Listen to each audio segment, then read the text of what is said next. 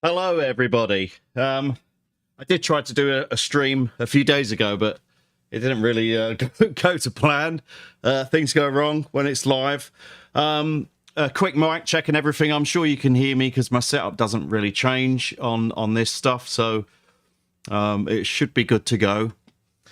And sorry, my name's Brad. This is Isla Instruments, and this stream is going to be about just sort of getting everyone orientated with their new DSP card. The DSP card, if you haven't already got it, which should arrive in the post pretty soon. All of the cards have shipped now. You're going to install the card, but because we haven't got user documentation just yet, should be here in a few days' time. You're going to see some of it during this stream. Obviously wanted to get this video so that you're not just left not knowing what to do with it. Now, in the description of this video or this stream will be the link to the video that you're going to be wanting to watch to go through the install of the card once you get it. Now, you may have already watched that video in the past, but I would like you to just check it over again, and also note that there is a little update video which is linked in both descriptions of the videos. I couldn't re-upload a new file onto the YouTube post, so I didn't want to lose that one. And all it really goes through is just a different way to route a ribbon cable when you install it. And aside from that, everything else in the installation video is the same. So if you run into any problems with that, you're out your depth, just drop a support ticket. Don't get impatient with it or make any mistakes. Just drop it. We'll walk you through it. We're happy to walk you through all of that installation stuff. But sort of for the remainder of this stream, we're going to assume that you've got your card installed, and now you're like, well, nice one, Brad. What do I do with it? So that's what I'm going to attempt to sort of go through in this video. So just briefly, for those of you that are maybe new to the DSP card, you know, why we did all of this. One of the most asked about features for the S2400, our desktop sampler, was that we could have some DSP effects in the box, and to get multi-sample playback for instruments. Two things that the machine was lacking. And, you know, the machine's been out almost 5 years now, 4 or 5 years. And we've really upgraded it a lot since its inception and since it was launched. So we kind of run out of room to be sort of doing firmware updates to be able to give things like multi-sample playback and DSP effects, especially since we doubled the polyphony of the machine since it was launched. So the idea was that we launch an add-on card. The S2400 had been designed with like a bus structure inside it so that we could eventually put some upgrades into it. And so we came up with this card. And this card is essentially a quad-core ARM-based custom Linux distribution that we've developed ourselves in-house, that essentially is just geared up for real-time audio use, real-time audio applications. So you don't have fancy graphics and all of this stuff to deal with. You've got a really streamlined, headless Linux distribution. And what that does is essentially brings in a digital audio console into your S2400. So when you've got this installed, we sort of hijack all of the 8 individual output streams that the S2400 has always had. We intercept those 8 streams and sit this card in the middle of it. And each one of those is a digital mix bus. Essentially, and you can pair them off to be stereo, or they can be mono, however you like. But what that then allows you to do is use insert effects, and also gives you 2 auxiliary sends per bus. So you can chain up both VST3 and LV2 plugins onto insert chains for each of your audio buses.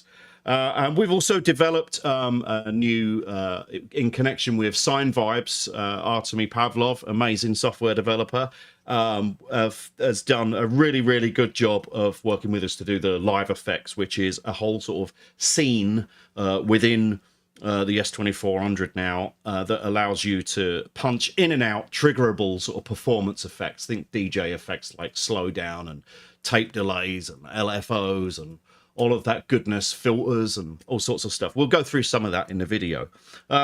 So yeah, like I said, that's why we did it.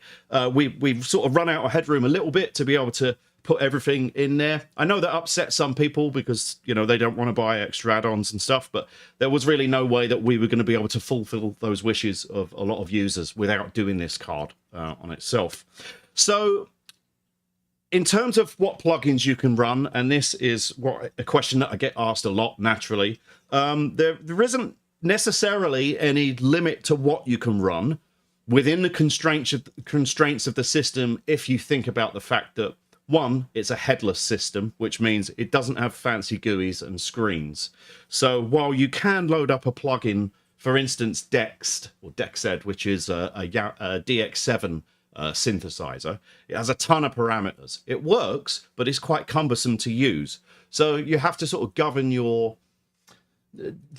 instincts when you want to just come and slap loads of plugins on. Also, I think sometimes people can be a little bit confused if they hear the term VST or plugin or VSTI, that they might dream up that they can just drag and drop some plugins from their computer and drop them onto this card. That's not necessarily the case. It depends what platform you're running on. And as I said, this is based around a quad-core ARM processor, ARM architecture 64, or ARM64 as it's known. And so plugins need to actually be compiled to run on that type of platform. Now, if you're into things like Raspberry Pi or stuff like that, there's already a lot of plugins out there, and there's some that have been ported already, and some software houses that we're in talks with to port some of their plugins over to this as well.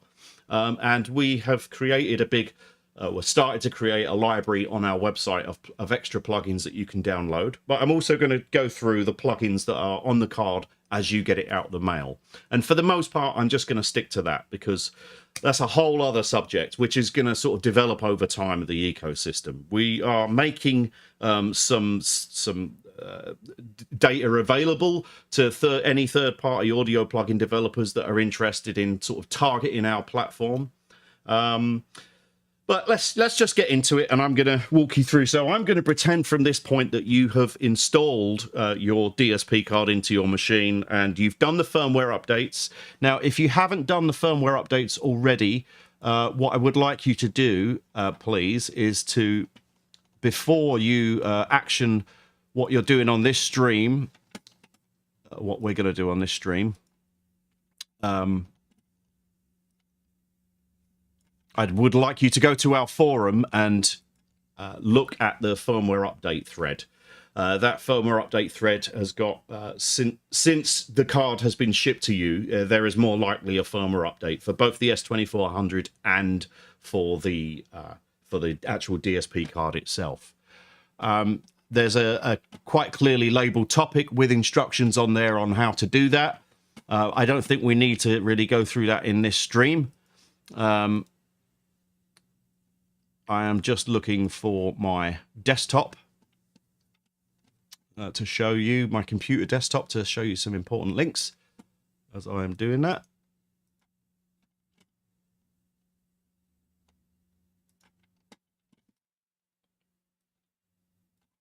It was there a moment ago. Ah, there we go. Right. Yeah, so if we just go to the Isla Instruments forum, after you've installed the card physically is fine. Just go into the S2400 firmware updates section, scroll to the bottom of the page, and you will find both a UPD file and a .swu file. Now, you download these files to your computer and just dump them straight onto the SD card that you would usually put in your S2400. I know most of you are already familiar with how to update your firmware usually, but once you've got the DSP card installed, they do maintain two different firmware files. But the method of delivery for them both is still exactly the same. So you're going to additionally download the S2400 DSP SWU firmware file, put that onto your SD card, and that will update your DSP card to the latest firmware. As I said, all the cards that have shipped, most of the cards that have shipped out of this building now will have the original factory firmware on. And of course, as people have started receiving their cards now, we've very quickly patched some issues that have been with the firmware. So there should be less problems now with that. again, it is in its infancy right now. The firmware is obviously very new, and we can do as much testing as we like in-house, but we're never going to catch everything. So we really appreciate you guys coming onto the forum, not so much the Facebook page, because it's really difficult to sort of manage that. But if you would come to forum.islainstruments.com, any difficulties that you have or any suggestions, we all sort of hang out on there. And that's really the best place to engage with myself and the dev team, because we don't... Facebook and stuff like that can be a nightmare. So the best place to come and talk about that and discuss that is on our forum. So I guess what I'm going to do is dive right in. In a previous stream, I'd sort of had a little project that I'd sort of pre-prepared and had been using, and I'm going to sort of steer away from that this time. We're just going to sort of boot the machine up and do something from scratch. And I'm just going to sort of really walk you through the added menus, what each one of those menu items does, and the act of, you know, getting plugins onto a track, doing a send and return bus for like delays and reverbs. And then we'll have a quick look at the live effects. And I will try to answer questions, but I'm on my own. And I'm trying to sort of stay on script and not veer off too much. But at the end, I should be able to answer a few questions. All right, so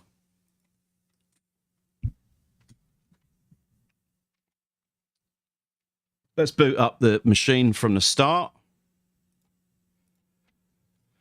I've expanded the screen a little bit here, so it is blurry, but it is a bit bigger. So hopefully it will be a bit more visible in the stream. So you've installed your card, you've put your machine back together, and you probably know it already works okay, but you're a little bit at a loss as to what to do with it. So I just want to check that I do get audio out of the machine. It will take a few moments for the DSP card to initialize, and you can see that comes up. And once that's gone away, all systems are go. Okay, I think my audio levels are coming out. So I'm just going to run away with myself now and just go for it. So as I said previously, the internal structure of the S2400 mixes down your 32 sampler tracks and your live loops and all of that business into what were 8 individual outs, and you could pair those off to, you know, just be eight mono buses or 4 stereo buses or combinations thereof. And what the DSP card does is intercepts those and turns that into a digital audio mixer that you can then apply effects to.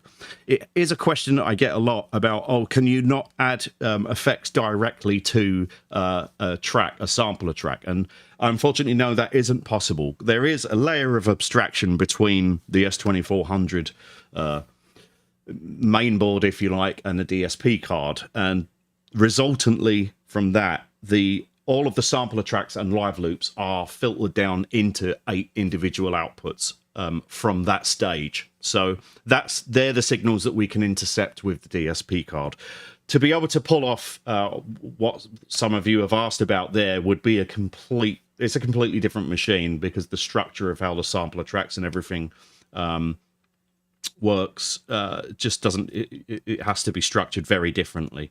Very briefly, I do see someone asking about possibility to add effects upon sampling. Yes, so when you use your live input monitor, which I've done in a previous video, I've connected up a synth and I've connected up a guitar in the past, and you're routing the audio from the live input monitor into a DSP, into a mixer track. And so whatever plugins you've got going on that mixer track is what you're going to hear. So my default project should just have everything completely box standard. I have got a kit loaded up at the moment. And so once everything's done like that, you will get a new menu appear in your effects section. And so to get to there, we press Shift and Effects, and you'll be presented with this new menu. So the Mix and Config section essentially just takes you straight to the DSP Mixer screen, which I'll show you that in a moment. Some reasonably self-explanatory options here are clear config. And you're going to want to use that if you maybe got a load of plugins all over the place that's a mess, and you just want to reset everything to a known good state with no sends, no returns, and just a clean mixer. Then you're going to clear config with that. Additionally, you can save the config, and that is going to be useful if you might have done a project, you've got your favorite reverb send, you've got your favorite delay send and the master bus plugins and everything set up. Now, when you save a project, it will save the DSP settings with the project, but you can also save those as a separate file. For instance, you might load up an old project that you'd been working on before you had the DSP card, and so then you can load that up and then load in your favorite console settings for that. Just, a bit of a time saver. Load config, I don't think I need to explain that one. Card version just lets you know what version of the DSP card version, firmware version you are on. If you're watching this video and you have installed your card, you should be on that same version as me at the moment. That is the latest firmware as of yesterday. Sync files I'm going to get into in just a moment as well, and sync files is what we use once we've copied over some plugins. In fact, I will go through that process first, because that's one of the things that I am asked about an awful lot, understandably. And again, as I said, all of this stuff is going to be in the user manual, so hopefully you guys won't get too lost. I'm going to bring up my desktop again, and then go through how we go about getting some of these plugins on the machine.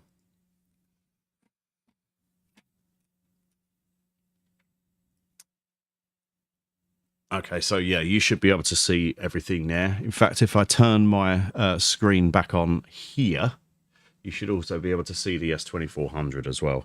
So what I'm going to do, this is going to walk you through how you go about getting new plugins onto your S2400. Now, there are plugins, somewhere nearly 200 plugins are installed already, but I just want to get this topic out the way because I know it's been asked a lot. So I'm going to put the S2400 into USB mode, and my USB cable is already connected to my computer, and in a moment you should see it come up on the screen there. I'm going to have to move that out the way, aren't I? Yep. There's our S2400. Now, if you are, au fait with developing and source code and stuff like that, you might have already compiled your own plugins. But for now, what we've done on the Isla Instruments website is started to create a plugin directory of sort of known good and tested plugins. Now, this is a mix of VST instruments. I shouldn't call them VST instruments, but instrument plugins and effects plugins. There's many more that are already going and up, but obviously the last week or so getting these cards out has been chock-a-block, so allow me some more wiggle room to start fleshing this out. Also, if you're active on the forum or you care to come on the forum and let us know about some plugins you might have tested, that would be really appreciated as well.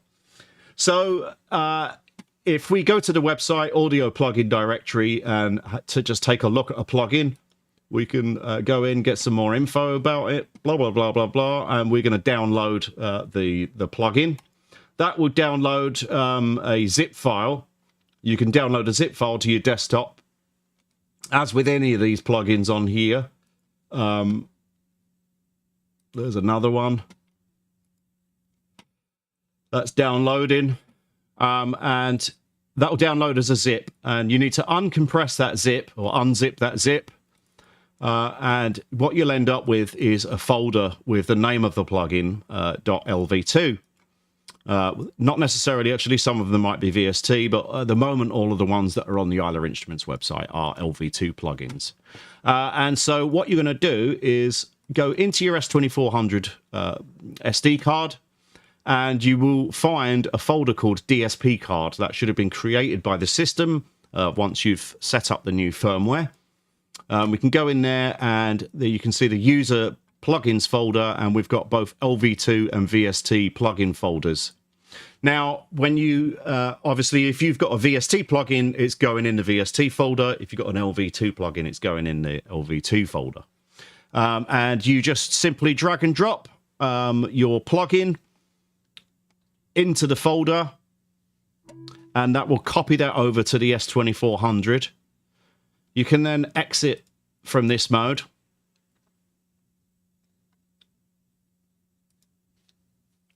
I usually like to eject my S2400 from the computer, but you might do it differently. Let's turn that back off for a moment and come back to the machine. So when we come back out of there, once you've copied over your plugin into that folder on your SD card, there is now going back into the effects menu, so Shift and Effects. We're going to click on Sync Files. Now, depending on the type of plugin that you've just copied over to your SD card, especially if they're sound fonts, they could be pretty large. So just bear in mind that what we're doing here is copying a potentially few hundred megabytes or so from the SD card across a communication link onto the DSP module. Now, that little bit of the process there can be a bit small, a bit slow. Once it's done, and it's on there. But it's a reasonably slow method of transfer, but it's what works. So when you go into that menu selection and select Sync DSP Files, it will give you a confirmation, and then you should see a progress bar. Now, all I did there was copy over one plugin. And I know that it happens to only be a few hundred K in size, but as I said, if that was a great big multi-sample sound font of a Bosendorfer grand piano or something, I would expect it to take a lot longer. I've tested quite a few plugins, and in one instance, in fact, it was one of the bundled general MIDI sound fonts was something close to the uncompressed version of it was something like 400 megabytes, and it took about 10 to 15 minutes to copy that over. So with the larger plugins, you do need to be patient. Anyway, with that said, files are synced. I like to do that twice because it doesn't hurt to, and you'll get a must reboot to use new plugin confirmation. That will become a bit smoother as the firmware matures a little bit. And that's why I'm saying to do it twice, because it doesn't always pick up the new plugin that you copied, or if you copied multiple at once, it does sometimes only picks up one, which we're actively working on it. Anyway, we'll reboot the machine at that point, and then we'll carry on going through that menu. That shows you how to get the plugins onto the card. We'll carry on with actually using the card shortly. I just want to talk through a few more items that you will find in this menu. Okay, so you saw actually before the DSP card had initialized, I'd gone into the effects menu and nothing, it wasn't there, but now it is. Okay, so I already described most of these to you. We've got to sync files. Now, you've got a checkbox there for act like banks. And what that does, that was some backwards and forth between me and Mickey. We were both disagreeing on how those screens, those screens should present themselves to you. And so what this essentially does is, if that is enabled, then when you press bank, as you usually would, to cycle through like sample bank A, sample bank B, C, D, and then MIDI tracks, etc., you keep pressing bank, it will eventually take you through. I've got it turned on so I can just show you. We're currently on bank A mixer. I'm going to cycle through bank C mixer, bank D, then we go to bank E MIDI, bank F MIDI, live effects, and then carry on again, and then it's DSP mixer. Now if I press bank again, that's going to take me back to the start. So that's what Act Like Banks does, is it adds the live effects and the DSP mixer as extra banks at the end of the bank structure. If you press enter there, that will also show you the master and return section of the mixer. But I'm going to show you a different way to get there in a moment. Now, if that's disabled, if that option in effects is disabled, if that's turned off, then those screens are like a pop-up window. So rather than pressing bank to cycle through and get into them, you actually have to use bank. So for instance, bank and 9 is going to take you to live effects, and to come back out of live effects, you actually have to press back to get out of it. I prefer using it like banks. Mickey prefers using it like pop-up screens, and we couldn't agree, so it was done like that. So enjoy. Let us know which method you prefer the most. Now, live effects catch up, which will become a bit more explanatory in it when we get to messing around with the live effects. But what that essentially does is turns off the need to come back and find where the actual parameter value for whatever you're trying to tweak is set. If that is turned off, then it's, as soon as you go into live effects, it's going to honor wherever the positions of these things are. If it's turned on, then you've probably got these knobs in a different setup because you've been in different pages. And then when you come to live effects, you'll be like, oh, well, this live effect isn't doing anything when I trigger it. And because you would have to zero out, like turn fully up, turn fully down, every control to find its catch up point. I'm going to turn that off for now.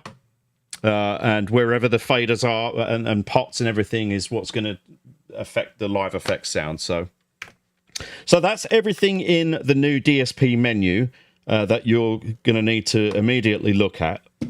I've got it set up as banks, so I can cycle through. You can actually do both anyway. So if you press bank and 0, will also take you straight to the mixer. And I've got a little simple kit loaded up.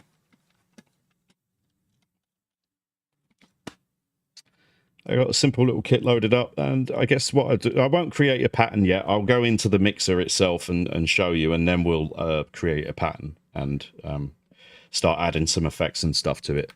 So if we go into the DSP mixer, then this screen changes, which is showing you the 8 audio buses that you've got and the amount of send signal that is being sent to auxiliary bus A and auxiliary bus B. These faders will all move to what position you've got them set to on the screen, so it should be pretty easy to figure out what you're doing.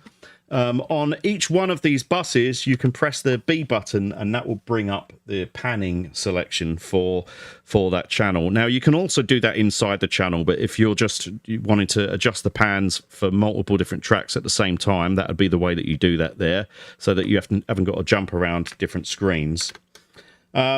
You can just turn that off again by pressing B. So to get into a channel, a bus itself, you can press either A on that, Shift and A on that track, or you can just press Shift and Pad, which I prefer to do it. And this brings you into the bus settings for the DSP Mixer bus. You can go in here. We can change the titles of the buses. You can change pan here, and you can change the mix type from mono or stereo. Now, what that's going to do is, if now I'm currently on DSP bus 1, if I change that mix to stereo, it's going to grab hold of the adjacent channel, so channel 2, and they're going to be treated as a stereo pair. So plugins will process the stereo audio and such. I'm going to keep it at mono just for a moment, just while I talk through what else is in the parameter menu for the bus. We've got send A and send B, and for each of our sends, we've got 3 different options that we can choose from. We've got pre-insert, post-insert, and post-fader. So starting with pre-insert, what that does is if you take you're sending the signal from this bus. If it's pre-insert, then it's sending a dry signal before any of the effects are touched, and that gets sent off to your aux bus. If it's selected as post-insert, then the opposite of that is true, where audio into that bus is allowed to be processed by whatever insert plugins chains that you've got on there, and out of the last plugin, then it goes off to the auxiliary bus. And the third choice that we've got there is post fader. And so what that does is the actual level of your bus affects also the amount that's getting sent. You know, for instance, you might have some part playing that's drenched in reverb or something, and it's only a small part in the project, so you don't want to have to bring the fader and the send down at the same time. You can just bring the bring the fader down, and it will stop sending it. It will adjust the amount that's being sent off to the aux bus as well. It's pretty flexible there, what we can do with the channels itself. Makes it a lot more like a sort of conventional recording console. So finally, and the juiciest part of the menu, obviously, is adding plugins and presets. Now, this is a dual-purpose sort of selection here. You can either go in and you can load a plugin, or you can go in and load a preset. Now, when you've made changes and everything to your plugin, maybe you've selected a nice patch, you've got all your parameters set, then you can save that as a preset. And presets are saved off to your SD card into a folder, which you can then come back and load up at a later date. So that will take a snapshot of what you've done there. Or you can just obviously load a plugin itself without loading from a preset. So after selecting that, plugins are always stored on the DSP card. You can disregard the fact that we've got internal there where our factory kits and stuff are stored. We would only be selecting SD card there if we wanted to go into our presets folder on the SD card and load up an effects preset that I've already saved off.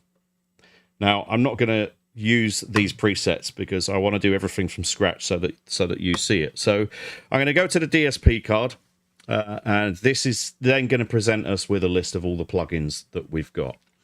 While you look at that, I'm just going to really quickly check the comments to make sure that the stream is still healthy and everything, and you can all still hear me. I think they are. Yeah, everything seems to be in order. So we've selected add a plugin, and we've selected to load from the DSP card, and we now get presented with 3 folders. We've got the Air Windows plugins, which has got loads of different types of stuff. We have recently found that some of these Air Windows plugins are quite CPU intensive, and in fact, thanks to the guy that came onto our forum and that said that some of those plugins use a lot of dithering. Thankfully, they're completely open source. The guy Chris that makes these plugins, what an absolute saint! But we are going to look at those and see if we can't sort of make them a bit more streamlined for our use here. There are so many Air Windows plugins, and I'm definitely not going to go through them all in this stream. But what I do suggest you do is come and take a look at his website. He's got loads of info about all of the stuff that's on there. And I also linked in our forum to, I'm not sure if I could find it right now, but I also linked to a really useful page that's got a directory of all of the stuff and what all the parameters do for all of those plugins. Really fantastic. There's a lot of stuff to dive into there, and as I said, some of them might not necessarily be optimized for our platform, but I think that won't be too much of a problem for us moving forward. Also, on top of that, we have the classic MDA plugins. I love these guys. There's so many. I'm going to go through some of these, definitely use them in what we're going to mess around with now, but they just sound really great despite them being like super old. There's a couple of synths and a piano, an electronic piano. We'll go through some of this stuff and have a quick play with it. And we've also got we got our user plugins, and this is when you know, the process that we just went through, copying stuff onto the SD card. Once the machine has synchronized those plugins, I think that was the one that we copied over, they will then start to appear in your user plugins list. Before I sort of mess about and do some basic mixing stuff, what I would like to do is walk you through setting up a virtual instrument. That's a question that I've seen pop up already quite a few times. So I'm going to load an instrument plugin up and assign it to a bus and assign my MIDI controller, which is down here, to a MIDI track. And that's the process of how that works. So if you load up a virtual instrument plugin into the DSP mixer, It does hijack the audio for that bus. So if you have a virtual instrument, I think we can do something about this in the future, but currently, if you load a virtual instrument onto a bus, you can't send any other audio tracks to it because they won't pass through the instrument. So just bear that in mind. If you're loading up an instrument and then all of a sudden you lose a bunch of other sounds, it's because you assigned it to a bus that you've put an instrument on, and an instrument takes complete control of the bus at the moment. So I'll load up. I'm going to press Shift and the pad on DSP bus 1, and I'm going to assign... First, actually, I'm going to assign it to be a stereo bus, and then come out of the thing, and you'll see the assignment change. So this becomes a joined bus.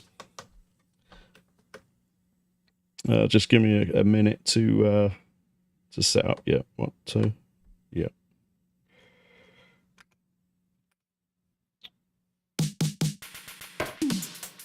I need to.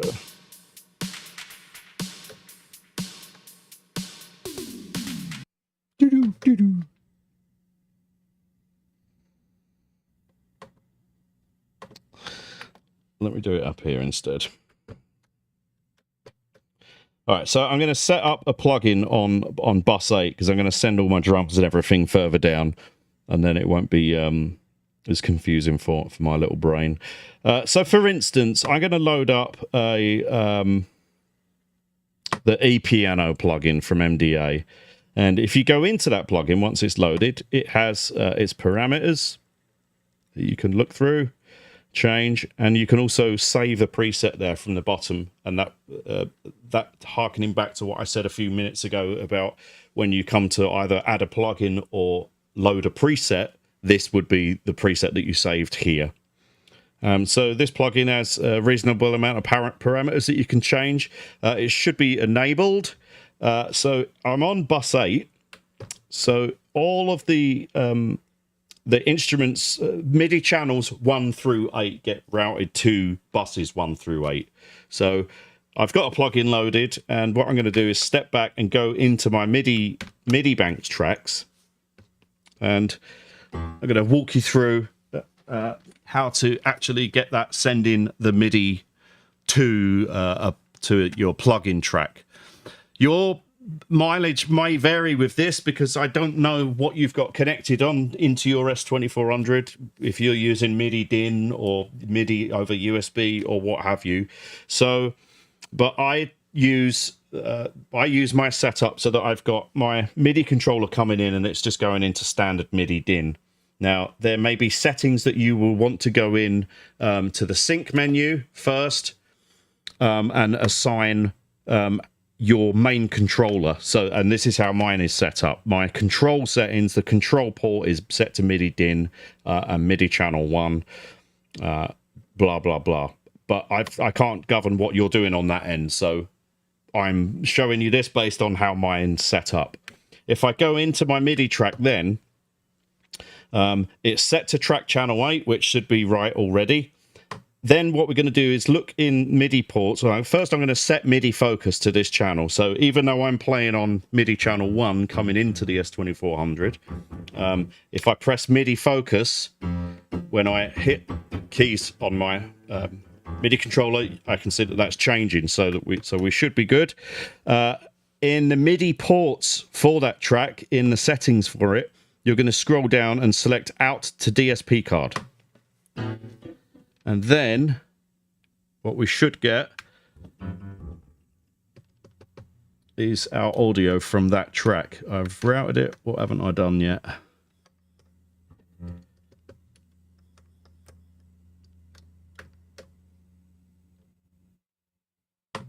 Yeah, it's not enabled. There we go. I don't know how I disabled that, but I did. So, yes, now we've got I'll go back to that MIDI track again. So that is now playing the virtual instrument track that I've got on my DSP Mixer Bus 8. And that's set up there. So I can go in there now and select to change parameters around. You can scroll down, up and down with the encoder, up and down through the parameters of a plugin. hit enter, and then you're focused on a parameter value. You can either use the encoder wheel to sort of dial in some finer adjustments, or this fader gives you much quicker adjustments. Additionally from that, I think it's 4, if you press and hold 4, you can assign the control. So you've got fader, you've got top knob, and you've got bottom knob. You can assign controls to parameters of the plugin. So as you can see there, I hovered above the hardness parameter, press and hold 4, and then we got our assign controller menu. So I want to use the fader to control that parameter hardness on channel 1, and then you can assign that. So you can set up a bunch of, so you don't have to keep going into this plugin screen if you want to adjust some of those parameters on the fly.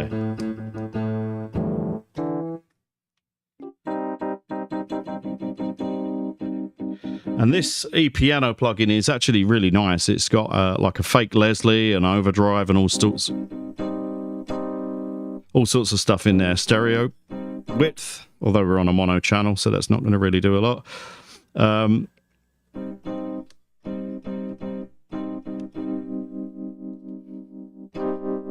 So it's already got some nice sort of Leslie effects built in.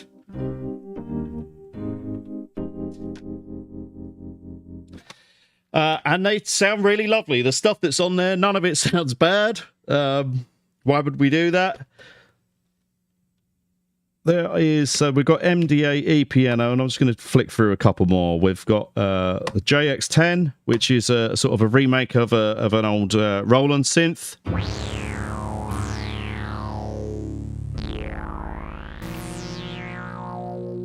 So you can see, as I said earlier, yes, there might be plenty of plugins that work on ARM Linux and such.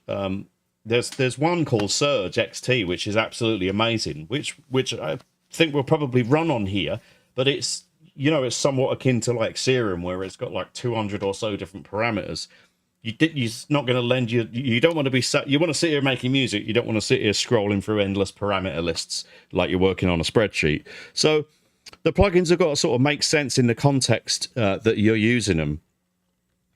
So you don't want to sit here hearing me flick through presets of different plugins and stuff, but that's just showing you how to get the virtual instrument plugins loaded up. What we'll do is, because I just prefer the sound of a electric piano because it's my favorite instrument, I'm just going to load that up and leave that loaded up there, dry. And we'll start doing some stuff with the actual DSP console itself. So far we have just put some we've assigned a MIDI track to a virtual instrument that's assigned through the DSP console, and now what we can do is go into the DSP console and start adding plugins. You can add plugins.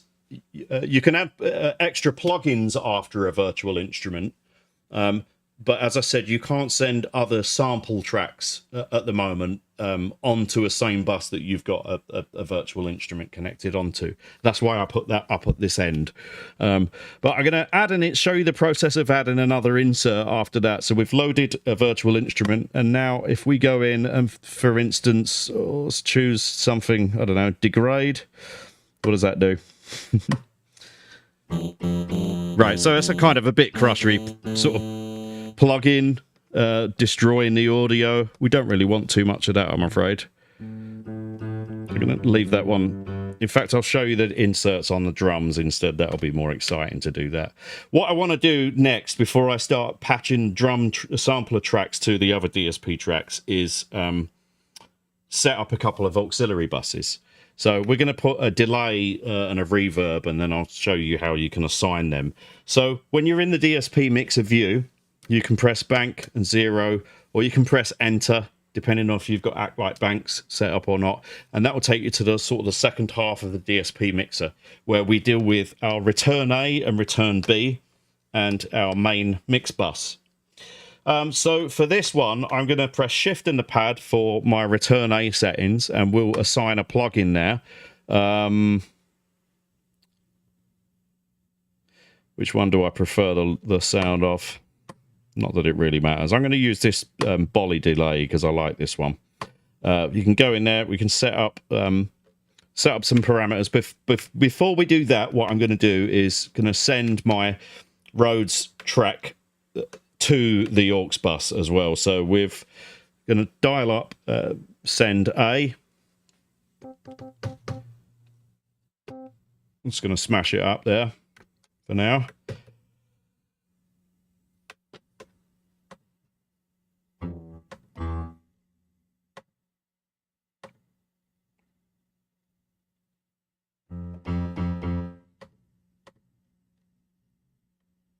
So dry gain, but we want, because we're using this as an auxiliary effect, we want it all wet gain.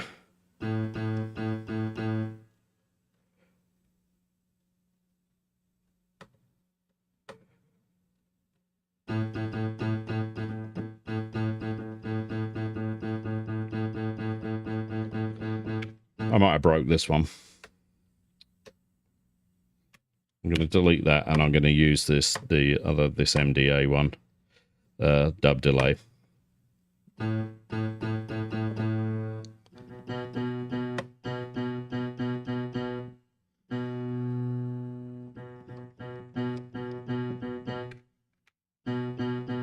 Oh, yeah, it'd help if I turned it up, wouldn't it? Okay, so that gives you an example. Let me go. I'm just going to go in there and trim that up. We don't need big, long, huge feedback tails, and it's just to give it a little bit of. So in this instance, because we've got it as a send and return, we want the effects mix for whatever inserts we put in there to be 100% wet. I mean, there are other cases where you wouldn't want to do that, but for the most part, if you're doing delay and return reverb bus, you want those to be 100% wet signal that is being fed into the master bus. Otherwise, you might start hearing some sort of phasing effects, and you don't want that. Right, that is way too long a...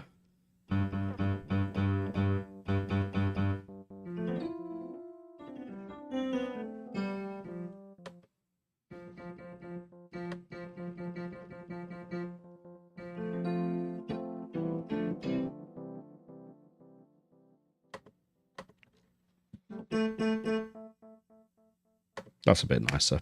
Now, I know that you're going to be watching me fiddle around quite a bit, but I didn't want to pre-bake everything that was done already into a project, because I wanted you to see, you know, how to load the stuff up yourself rather than me having the pleasure of already had it loaded up. Next, what I'm going to do is I'm going to assign a reverb to DSP bus 2. Let's see what I've got in here. I deleted most of my stuff because I didn't want you to get confused with stuff on there. Now I'm gonna have to select this towel reverb, which I'm in the middle of testing, and I know a bunch of you are going to be like, "Where's the towel reverb?" We can't see that on the website because I haven't finished testing it yet. But I think it seems to be working okay. I'm gonna go just go into my Rhodes bus again, and we're gonna now. Full send on channel 8, go into the reverb, go back to my reverb bus, and let's see what we got. In fact, I'm just going to turn the delay bus down for a minute. Okay, so that's our reverb bus. Let's make it super obvious. So 100% wet signal, because again, it's a return bus.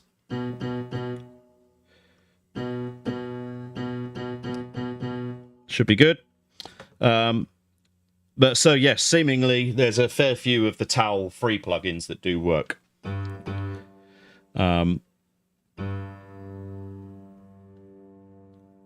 Let's give it a huge expanse.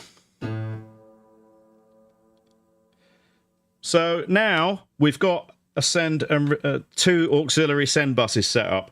Now again, this is why you might want to go off and save your config here, because you might put a master compressor and a limiter on your master bus, and you've done your reverb and your delay bus, so you can save time now and go off and save your console as a scene that you can load up again afterwards for your projects going forward.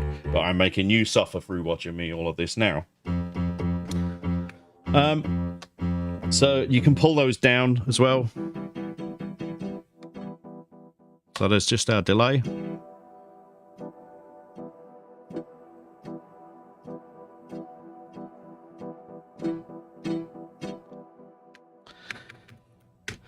So that's that. And so we can also then start, let me make a quick pattern, because then I'm going to be able to sort of demonstrate what the live effects and everything are all about and how to assign them.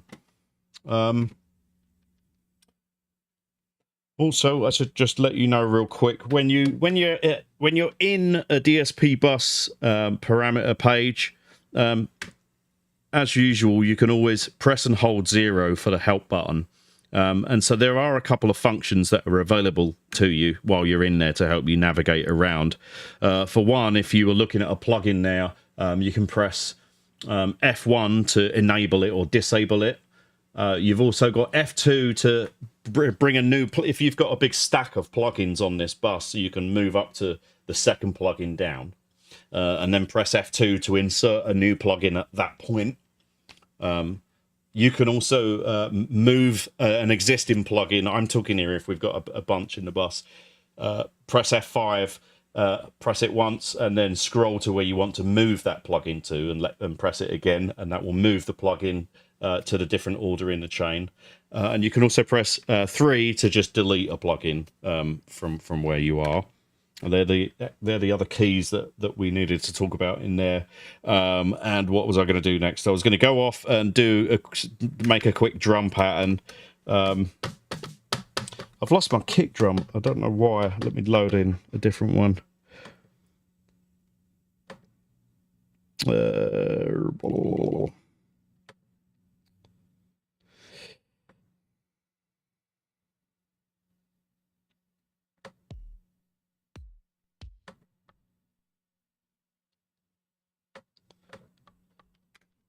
Why have I done that?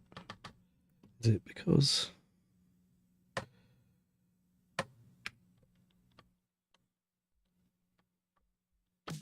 I'm going to play a pattern just without that track. I don't know what I've done to that track at this time. Oh, there it is.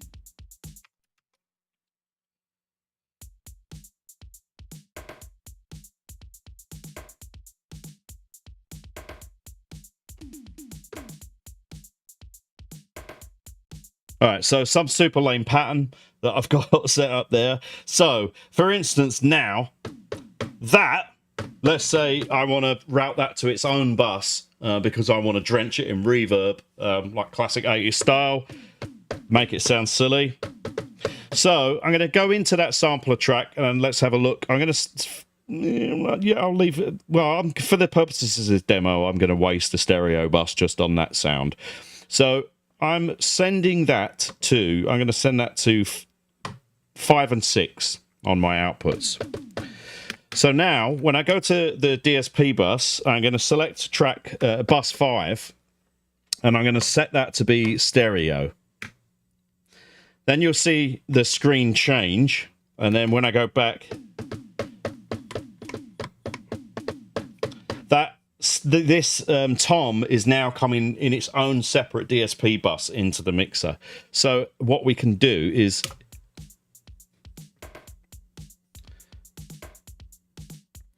everything else is just playing on its own. And then when we get those toms, what I'm going to do is I'm going to send the toms. There's actually already a bunch of other drums, so I'm going to need to go into there and select the output. So I'm just going to put everything else I'm going to put on 3 and 4 for now.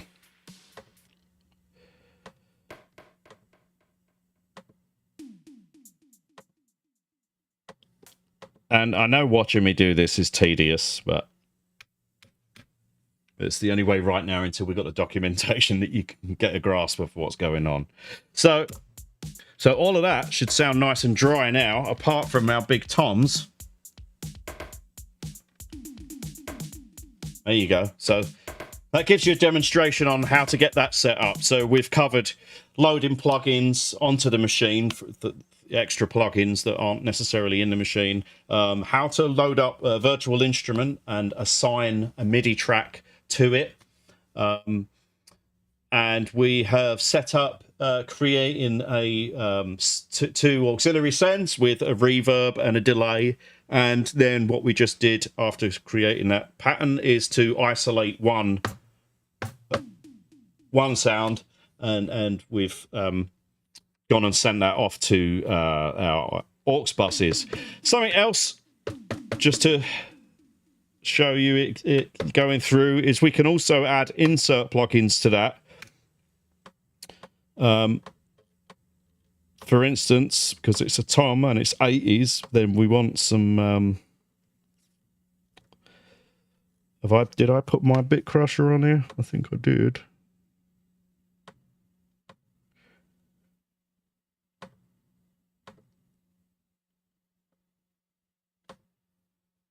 Let's see what that... There we go. So if I press F1, it will disable that insert. And again, so you can go in there and adjust parameters. I think you get a feel for how plugins are inserted and they work now, and not just go rambling off otherwise. So the last thing to sort of walk you through real quick is the live effects section. Now, as I said earlier, to get to that, you can either cycle through your banks if you've got Act Like Banks turned on, or you can press Bank and 9 to get straight there. Now, how this works is, as I said, Sine Vibes worked with Sine Vibes to create this live effects plugin, and it sits on our master bus as a plugin. I did see some comments earlier in the forum about people's live effects not working. They do work, but what we found out is that they're using the individual outs on the back of the machine. And the live effects is a plugin that sits on the master bus, and only on the master bus at the moment. So you're not going to hear what they do if you use your S2400 with its individual outs. It is a performance effect plugin, so presumably most of the time you'll be using a stereo mixed out anyway. If not, hook up the stereo output, and you've got some extra outputs there that you've got only live effects on. So when we've gone into this live effects page now, it's just an empty page, and there are no effects set up. There are 20 at the moment that are available to you, and to assign a live effect, you just press Shift and a pad when you're in live effects view. So I'm going to press Shift and pad 1, and now what we can do is assign an effects block to it from any one of 20 different effects. While I'm here, I will bring that page up so that you can read through as I'm waffling on with myself. You'll be able to read through what those 20 are. I think you can see most of those. So when you press Shift and a pad, you can choose from any one of these effects to assign them as a triggerable effect. Bear in mind that they work as like a serial plugin chain. So if you sort of imagine the signal comes in at pad 1 and works its way through to pad 8, depending on what processor you've got inserted on that chain, is going to have a bearing on how your output sounds at the end of it. Not all pads have to have a plugin assigned to them. They can be assigned to just bypass. Cheers, James. I'll turn the output up a little bit. So we've got no plugins assigned on, no live effects algorithms assigned to pads yet. So we press Shift and a pad, and there we can select which type of effect we want. So I've already got the graphics up there so you can see what the other effects are. So I'm just going to add a couple just to give you a real quick demo. Band isolator, which is like a really hard shelving 3-band EQ to sort of isolate sounds. Common DJ effect. We've got flanges, lo-fi. I'm not really going to put these on with too much attention to how good they sound. I'm not going to set them up that much. I'm just going to give you an example of what we've got in there. Reverser. Now again, once you've got these set up as well, how you like to set them up, you can save just the live effects bank as well. So if that's going to be something that you come back to a lot, you can save the everything that you do now with the live effects can be saved separately. So you can load that live effects patch up for different projects. We've got a gator, repeater. I don't need to tell you what these do because they're printed on the screen, which is handy for me. What else? Well, slow down, that's a good one. Stopper, yeah. All right. So as you can see, when you're assigning these effects to a pad, it's going to tell you what the fader, you've got possibility of the fader, the top and the bottom knob, and the two A and B switches that might change something to do with the effect itself. For instance, yeah. With the flanger effect, our A button is a stereo field effect, or you can invert the feedback with button B. So if you're ever in doubt about what controls what when you're in live effects, when you're in the live effects view, you can just press shift and pad and it's going to tell you what the controls are for each one of those. Also, if you're loading up a time-based effect such as repeater, it will also give you an additional readout on the screen. Which one's my repeater? That's the reverser 5. I've got a repeater on block 6. So looking at track 6, you can see, excuse me, that's set to quarter, and you can adjust those. You've got dotteds all the way up to 16th. We have noted that there's already been a request for shorter times there, but yes, so whole bar, half bar, quarter dotted, so lots of different variations that you can do on those. Again, on the reverser, you can choose, well, do I want it to, when I hit that trigger, that pad, it will use that buffer for 2 bars, or 1 bar, or half a bar, or quarter of a bar, or an eighth of a bar. And you'll sort of see the effects of what they're going to do. Also, what you can do is if you press solo on a live effect, you don't have to trigger it in. It will just remain in until you press it again. So let's see if we've... Before I run this in, let's just record a real quick bit of Rhodes in to do something with them drums.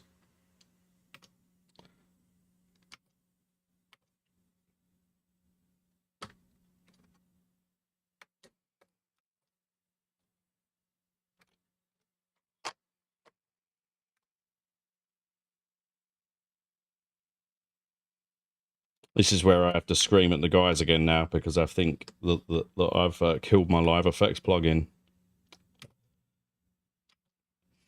And I think it is something to do with saving off Mickey, Vlad, Nicky's. You do this to me on purpose, I think.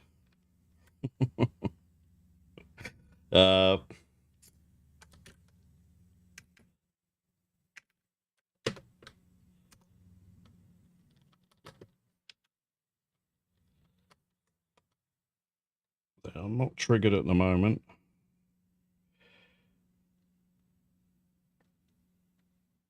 Always happens when I'm live, but never when I'm recording.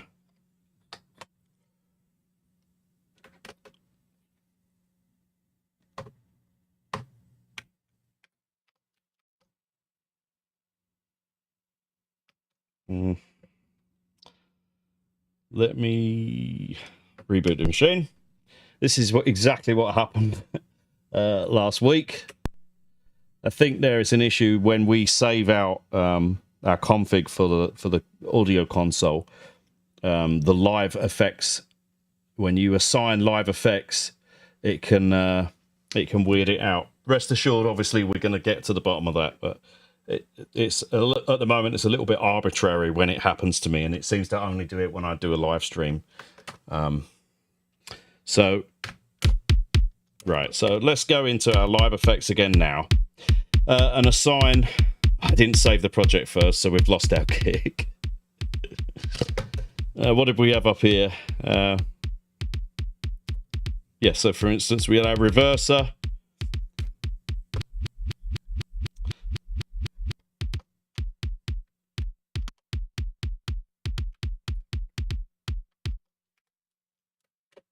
Hopefully, by the end of today, that'll be fixed.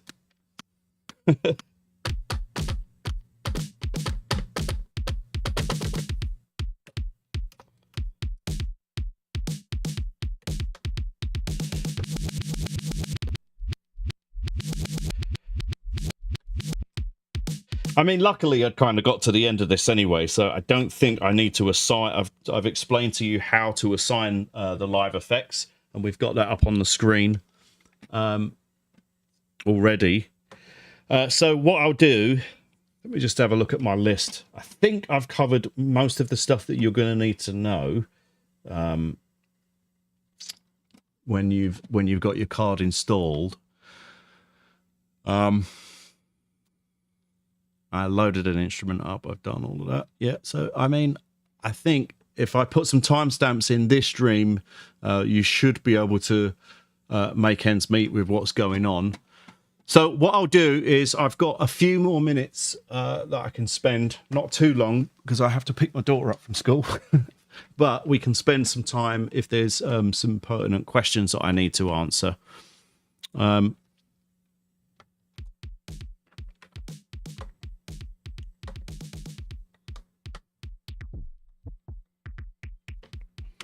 Yeah, unfortunately, we did see a bug that occurred that sorts itself out once you reboot the machine. But when you go and set up a certain amount of plugins and stuff, and route them, and then assign live effects when you didn't have any live effects assigned before, it can crash the engine out. But sorry about that. It's what happens, and we'll have it fixed soon. So let me jump on to the stream comments. Now, bear in mind, I haven't really looked at it once throughout the whole time I've been talking about the DSP card, so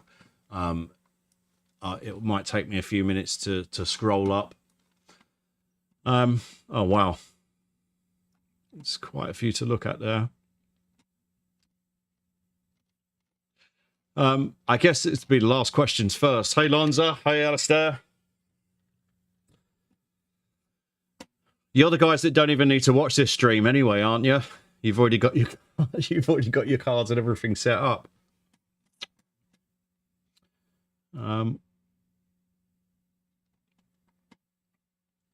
Yeah.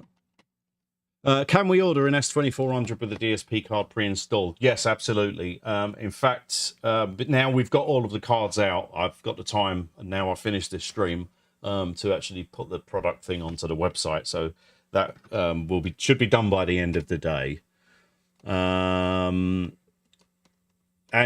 similarly, if you do already have a card, if you're in domestic United States, you can send it back here, and we'll put the card in it for you for free. But you just pay the shipping. We've got no problem doing that.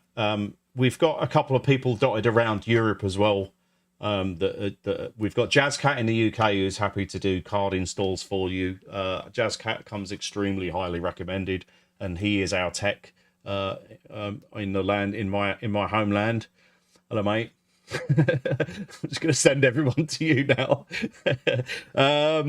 And yeah, we've got a few people here. There's Germany. I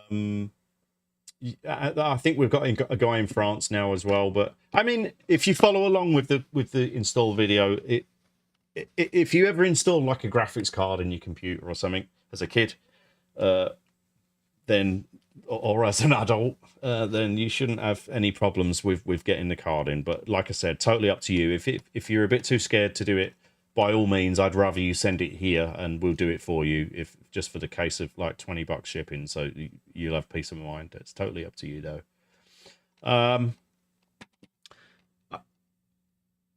I hope that I went sort of. I hope that it doesn't leave you with questions about too many questions right now on how to use it. I mean, there's going to be experimentation with it anyway, and we've tried to sort of do this, the whole paradigm of how it works, using the sort of design language of the S2400 how it already was. And that's sometimes where me and Mickey have got upset with each other to get the right screens in the right order. Hence, you got things like act light banks and stuff like that. Some of it sort of needed to veer away from our paradigm a little bit, but most of it didn't. So I think you should, for the most part, be able to hit the ground running. Especially just watching me run through some things there. The user manual, you probably saw a little glimpse of it earlier. Mickey and I are both hashing that out, and that's coming together. It's easy. I mean, I think most of you are really au fait with getting to grips with these things anyway. I was super impressed with you, Adrian, and a couple of you other guys that just got straight in there and was showing us your live effects and everything.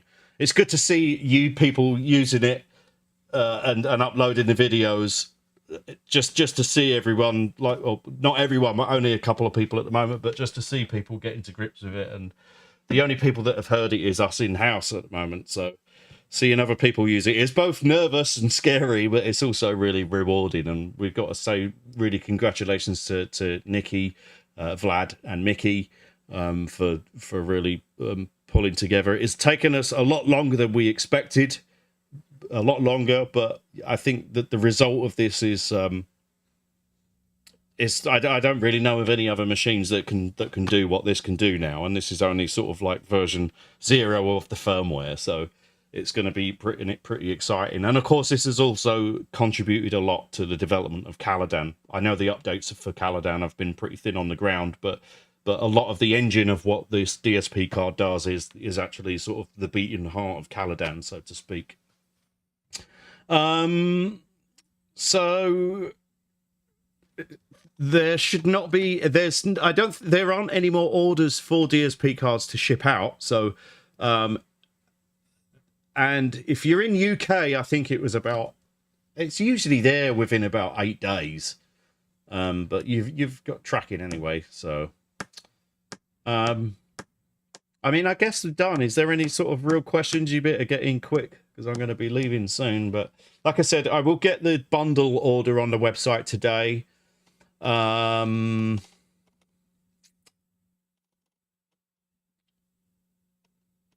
Rob Brad, so Patrick at Tal told me there's a compiled Linux ARM version of Tal Uno LX. You can download Linux and install for the ARM processor. Not sure what its license file on DSP. Not sure about its license file on DSP card. Someone else asked us that already, and I should try and address that a little bit. Yes, we do have methods with which third-party developers will be able to authenticate a card. We're not massive proponents of loads of authentication schemes and stuff like that anyway. And well, my opinion doesn't matter, but there is already a lot of stuff out there on that's free that there's no reason why you can't use on your S2400 anyway. But that is to say also that usual authentication methods that other companies, let's take Tal as an example, although I don't know what they use. If their plugins need an iLock or some of them need internet connection methods so that when you load the plugins, they call home to check authentication, which that's not going to happen. You're not going to be able. They either have to change their authentication system or just remove it for S2400. That said, the Linux, the module that's inside the computer has what's called a UUID anyway, which is like a completely unique number, which somewhere down the line won't be a problem for us to display that number to the user, and it could be done in different ways. Mickey and I sort of briefly discussed on different ways that it can be done, and we're happy to work with third-party developers who want to target our platform. You often, with the protection thing, you got to often find a balance between sort of trusting your users, and I like to think that we can trust Isla Instruments users, there's a difference between, you know, 15-year-old kids just downloading software because it's free and pirated, and someone that's spent a considerable amount of money on a machine and hardware. I think are probably a lot less likely to be going and not supporting a small developer by paying for their plugin. So, but to wrap that up, it is possible that we can do that to offer some sort of level of protection. But aside from that, plugins just need to be targeted towards the ARM64 platform and Linux, AARch 64 Linux 64-bit. I've got a huge list of stuff that I'm still going through. As you can see, I'm trying to do live stream, trying to ship cards out, trying to do support tickets, trying to do a little bit of everything all at the same time. And as that calms down a bit over the coming weeks, then of course I'm going to contribute a lot more to the plugin library, and let you know what works and what doesn't. I know that you probably peeped that I had a couple of tail plugins on there today, so yeah, those are, and again, I just need to check that it's okay with Patrick that we we share that and we include the license file so that you can read it and a link back to the source code and all of that kind of stuff, and we should be golden with that. That's obviously why I didn't want to throw too much on the card. Well, firstly, to overwhelm everybody, and also if we do it sort of one by one, or to just take a calmer approach with it, then we're not going to be upsetting anybody by just downloading their plugins and bundling. But of course, you can do what you like once you've got your machine in terms of getting plugins on there. You received it in Paris. There you go. Well done. Look forward to it.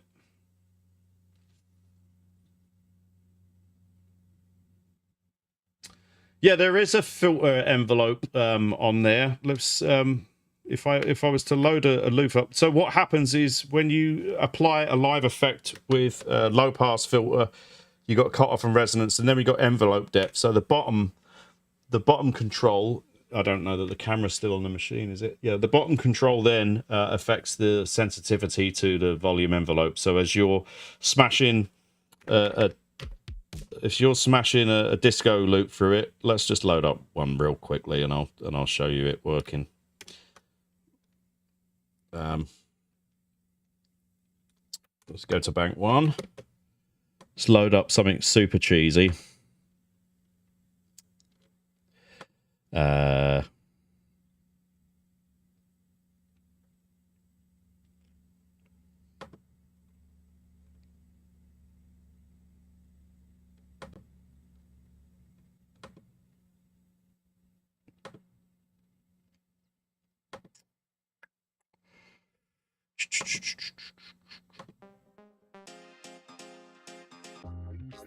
There you go. So if we push this,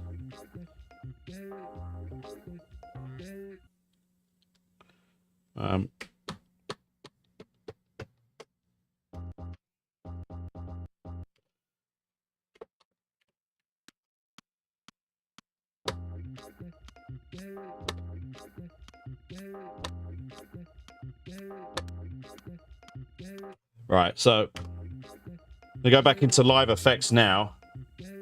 If I engage the filter, right, there's our cutoff. Bring the cutoff down and then increase the envelope follower.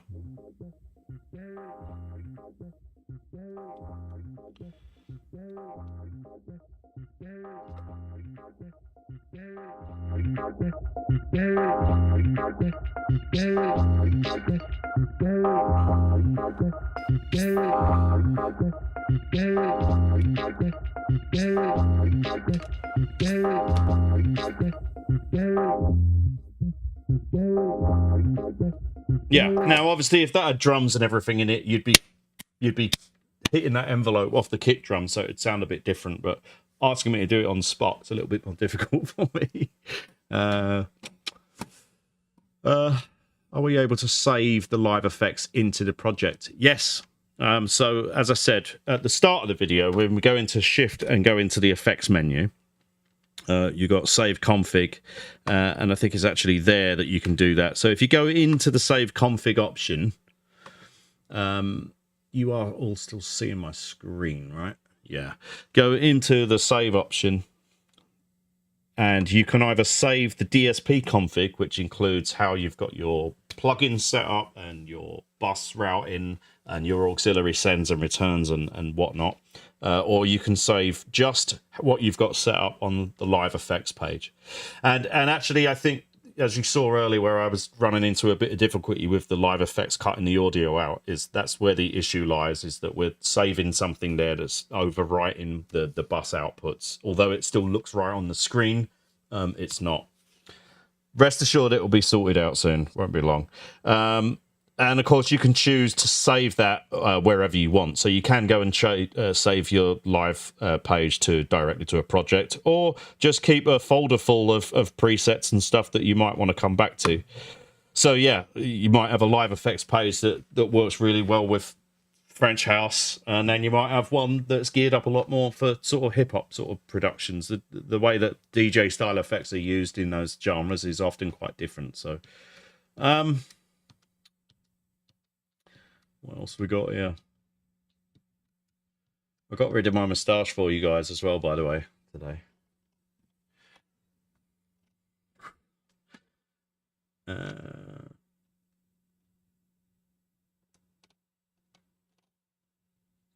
Yeah.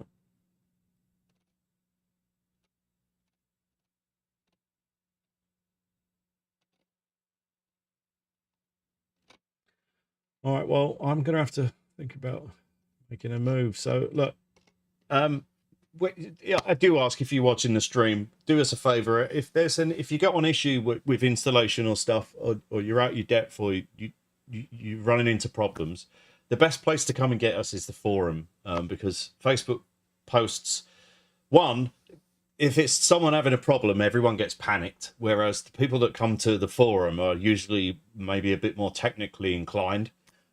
So you start getting people get all scared by posting it on the Facebook page, and also it's just not as easy to manage, and it's just the same thing gets posted over and over again.